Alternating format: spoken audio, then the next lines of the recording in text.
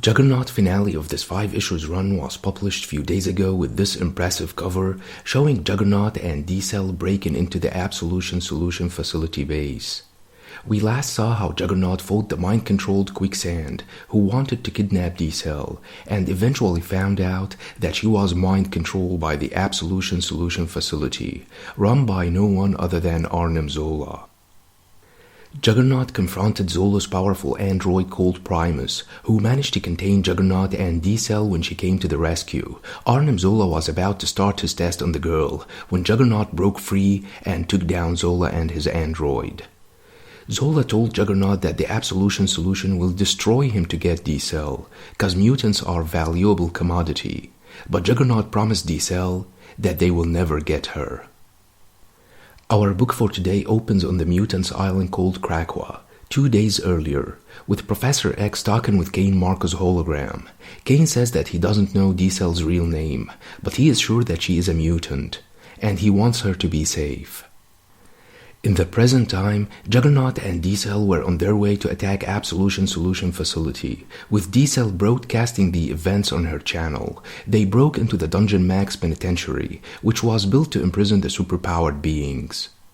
Juggernaut found a teleportation platform, through which the prisoners are teleported and detained somewhere else. He then went through the platform, but asked D-Cel to stay behind, cause he didn't know if there was a way out.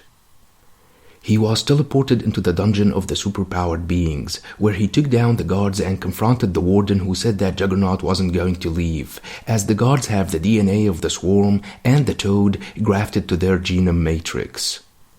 Juggernaut underestimated the warden's threat, but the warden snapped his fingers and unleashed the bees, which managed to get into Juggernaut's head. The warden said that the bee stings release paralytic agent to stop Juggernaut for a matter of minutes. Juggernaut was taken down, while the warden said that he wanted to study his bands of Cyttorak, but D-Cel intervened and blasted the guards away, giving Juggernaut the needed time to recover and smash his way out of the dungeon.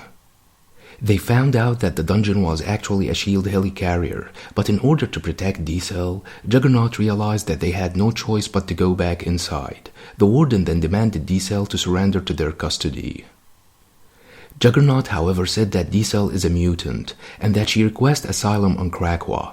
1 day earlier, however, and before attacking the dungeon, Kane told D-Cel that he talked with Professor X, and that they are ready to take her whenever she is ready to go. D-Cel said that she can't be a mutant, and told Kane her story. 2 years ago, she and her parents were driving home, when her power suddenly went out of control and distracted her father, who hit a truck. She went to the hospital for 3 months, but her parents died. She never told anyone what happened, and claimed that her powers came from a science experiment, cause deep down, she didn't want to admit that she caused the accident. Back to the present time in the dungeon, Juggernaut tells D-Cel that he can leave anytime he wants, but she will not survive the drop, and that they will dissect her. The warden, however, said that they would only study her, as none of the prisoners have lost their lives yet. D-Cel finally admitted that she was a mutant, and said that her name is Miranda Manuel, and that she requests asylum on Krakoa. The warden respected the girl's petition and let Juggernaut take her, but confirmed that they will continue to use superhumans to destroy other superhumans, cause the world had enough of mutants. Later on, Professor X came to take D-Cel to Krakoa and assured her that she will enjoy her life in the mutants' paradise. Kane then thanked D-Cel for showing him that his power wasn't his life and asked Tom Cassidy to keep an eye on her, cause she's going to run away the first chance she gets. A week later in North Dakota, Kane met Arnim Zola and gave him the remains of Quicksand, which were salvaged by the Damage Control Company. Zola said that the remaining particles, which were unaffected by his manipulation, should be more than enough to work with. He put the sand on the machine, remarking that Quicksand would need to draw new material from the surrounding area to reconstitute herself. The experiment succeeded, and Quicksand was reconstituted. She was about to attack Arnim Zola for mind-controlling her, but Kane intervened and said that they all have the chance to turn their lives around. He explained that he wants to help people with superpowers, and by keeping their kind from being abused, they will stop abusing other people.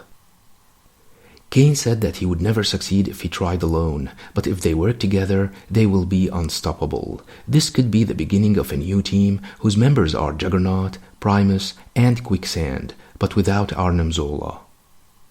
So that was the finale of this 5 issues run, which was cool in my opinion, but did not really show Juggernaut's real potential. I liked D-Cel and the confrontation which took place between Juggernaut and the Immortal Hulk. Let me know what you think about this book, and don't forget to subscribe, share, and like. Thanks for watching, and have a nice one.